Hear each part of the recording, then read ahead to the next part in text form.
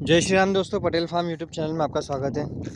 दोस्तों, हम सोयाबीन की सीरीज़ चला रहे थे जिसमें सोयाबीन की अलग अलग वैरायटियों के बारे में हम आपको इन्फॉर्मेशन दे रहे थे। आज हम जिस खेत में खड़े हैं उसमें जो सोयाबीन लगी वो है JS की 2172।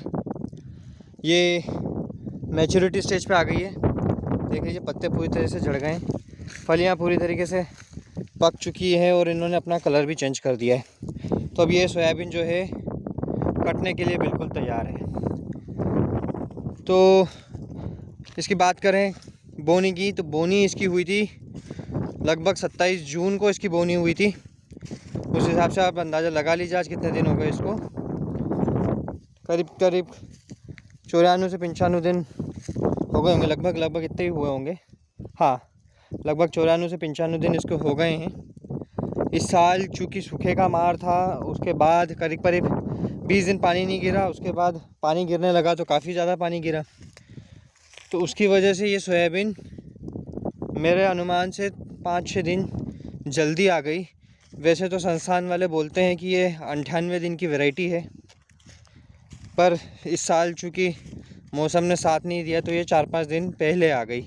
लेकिन एक बात मैं आपको बता दूं, जहां इस ख़राब मौसम में सभी वैरायटियों ने दम तोड़ दिया था, वहाँ JS 2172 मजबूती से खड़ी रही। यही एक लौती वैरायटी है जो पूरे मौसम को झेलती रही। सूखा भी झेला इसने, और जो बारिश की 2-3 दिन लगत बारिश गिरी थी हवाओं के साथ में, वो भी इस वैरायटी ने बखूबी झेला है।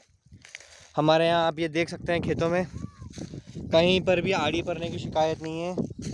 बिल्कुल खड़ी हुई है, एकदम सीधी जन्नाट, बिल्कुल कोई आड़ी पड़ने की शिकायत नहीं है, बिल्कुल सीधी खड़ी हुई है। और अब पौधे की थोड़ी सी डिटेल इन्फॉर्मेशन ले लेते हैं, क्योंकि मेन मुद्दा तो उपज से है कि भैया कितने क्विंटल निकल रही है ये। तो माफ़ कीजिए। हाँ, तो अब सूखने के बाद ये पौधे की हाइट जो है मेरे जांग तक आ रही है। मैं 6 फीट का आदमी हूँ, मेरे जांग तक इसकी सूखने की हाइट के बाद आ रही है। करीब 2.5 फीट उसकी हाइट है। हार्वेस्टर से कटेगी कि नहीं कटेगी? तो भैया बिल्कुल कट जाएगी। ये देख लीजिए, ये पौधा, और हार्वेस्टर से बिल्कुल आराम से कटेगी। तकरीबन 6 फीट ऊपर से इसकी 6 से 7 फीट ऊपर से इसकी फलियाँ लगती है, तो बिल्कुल हार्वेस्टर से कट जाएगी। सीड रेट की बात कर लेते हैं, तो इसमें हमने 40 किलो प्रति एकड़ के हिसाब से सीड रेट रखा था, और 14 इंची के गाले पर हमने इसको बोया था। मतलब लाइन टू लाइन की डिस्टेंस 14 इंची थी, और सीड रेट हमने रखा था 40 किलो प्रति एकड़ के हिसाब से। एकड़ के हिसाब से दोस्तों, बीघा के हिसाब से नहीं, एकड़ के हिसाब से 40 किलो प्रति एकड़ के हिसाब से। फलों की बात करें तो मैंने पौधा उखाड़ के तो नहीं, पौधे के अंदर मैंने फलियां गिनी हैं। लगभग हर पौधे में आपको 35 से लेके 50 फलियों तक, किसी पौधे में 50 फलियां मिलेगी। 35 तो आपको हर पौधे में मिलेगी। 35-40 आपको लगभग हर पौधे में फलियां मिलेगी। किसी पौधे में आपको 50 फलियां भी मिल जाएगी। दानों का साइज़ की बात करें तो ये जो दाना है, ये मैं आपको हाथ में बताता हूँ, ये है JS 2172 का दाने का साइज़। सूखने के बाद करीब इसमें 1 दिन की धूप खिला देंगे तो ये बिल्कुल मंडी में बेचने के लिए तैयार हो जाएगा, और ये दाना बिल्कुल पूरी तरीके से सूख चुका है। तो ये 95-60 के बराबर का दाना है लगभग।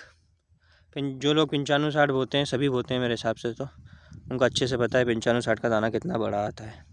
और मेरे साइड में ये जो दाने हैं, ये तो ब्लैक गोल्ड के दाने हैं। तो फलियाँ तो मैंने आपको बता दी कि हर पौधे में 40 फलियाँ हर पौधे में लगभग हैं, 35 से 50 फलियाँ। दानों का साइज़ भी बता दिया। अब क्या बचा है? हाँ, इसमें किसी भी प्रकार का फंगीसाइड का स्प्रे हमने नहीं किया। मौसम की मार इसने बखूबी झेली।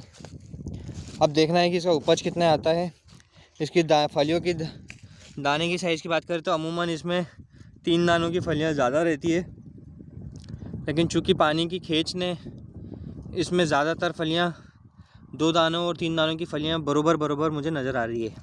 लेकिन अगर पानी की खींच नहीं होती तो मैंने एक प्लॉट और विज़िट किया था ICAR में, इंदौर में, तो वहाँ पानी की खींच नहीं थी, क्योंकि वहाँ पानी चला दिया गया था।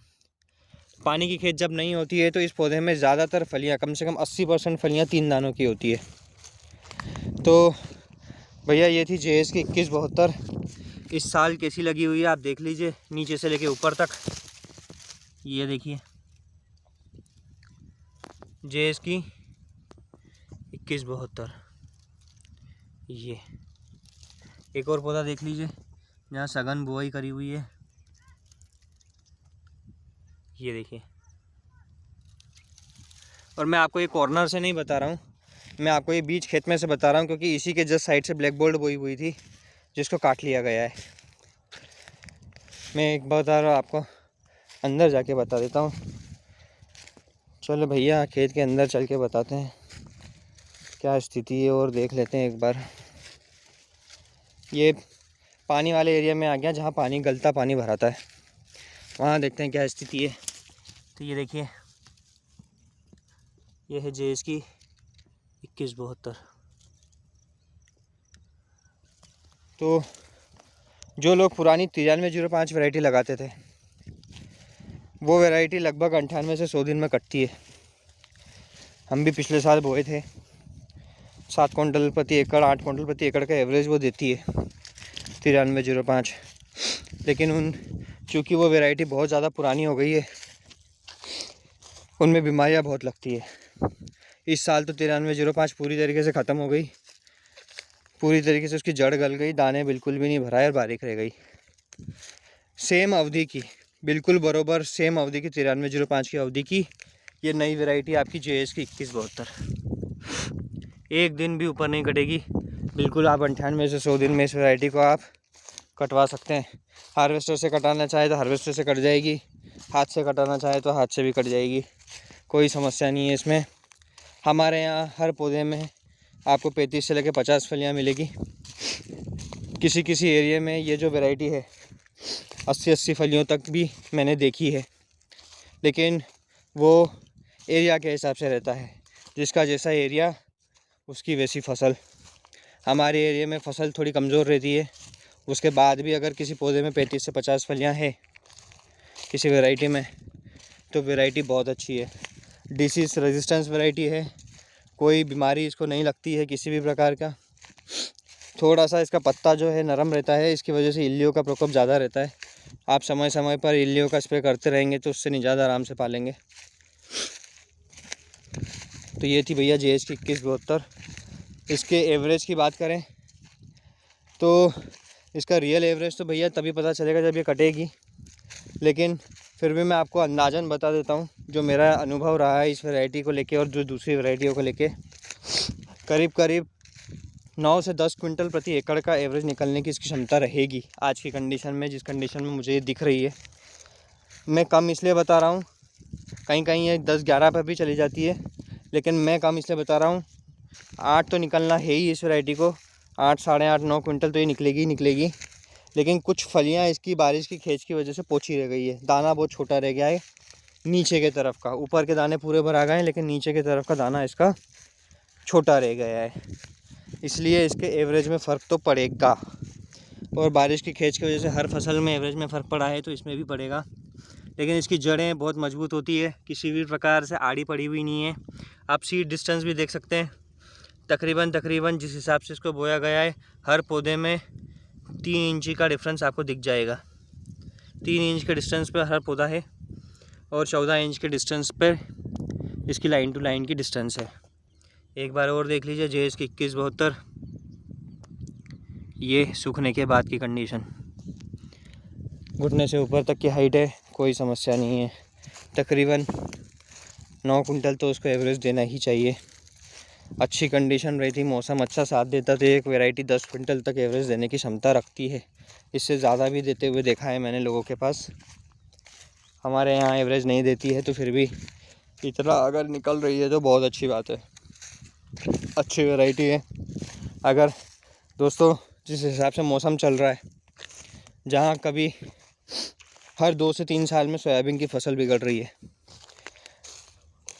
और जब 1 साल सोयाबीन की फसल बिगड़ती है तो किसान 2 साल पीछे हो जाता है। यह हमने हमारे खुद से ऑब्ज़र्व किया हुआ है, मुझे दूसरों का नहीं पता, पर हमारा तो ऐसे ही होता है।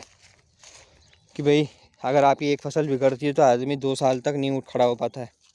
तो ऐसी सिचुएशन में 9560, 9305 या जो भी पुरानी वेराइटियाँ हैं उनको लगाना बहुत बड़ा रिस्क का काम हो जाता है।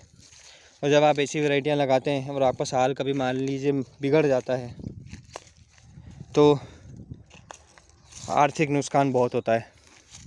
ऐसे आर्थिक नुकसान से बचने के लिए हमें नई नई वेराइटियों का चयन करना होगा और उन नई वेराइटियों में JSK 2172 बखूबी अपना प्रदर्शन बखूबी दिखाती हुई, जैसा नाम वैसा काम, JSK 2172। तो दोस्तों, आपका कोई सवाल हो तो हमसे पूछ लीजिएगा। इसमें स्प्रे की बात कर लेते हैं तो हमने करीब करीब इसमें 3 स्प्रे किए थे,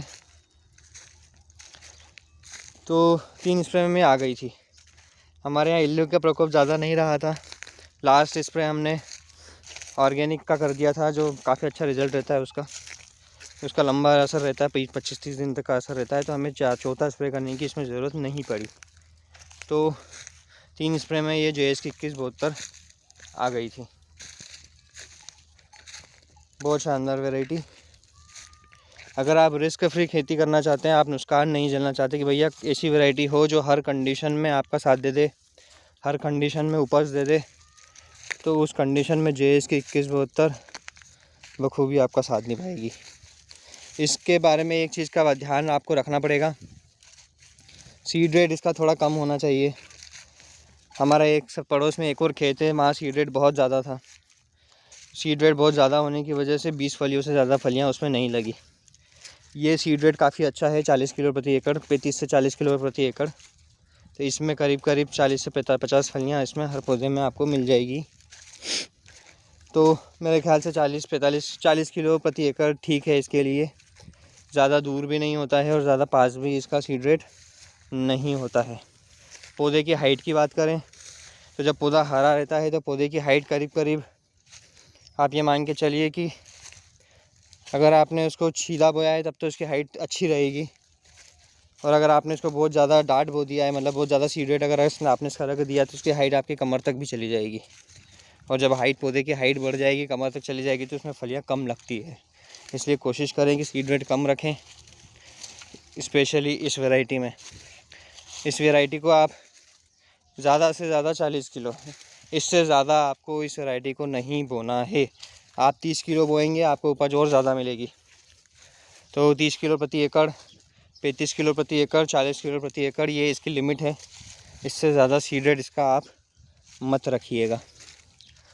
तो आज के लिए बस इतना ही। फिर मिलेंगे किसी और वीडियो में किसी और सोयाबीन वैरायटी के साथ। देखते रहिए Patel farm YouTube channel. Okay bye.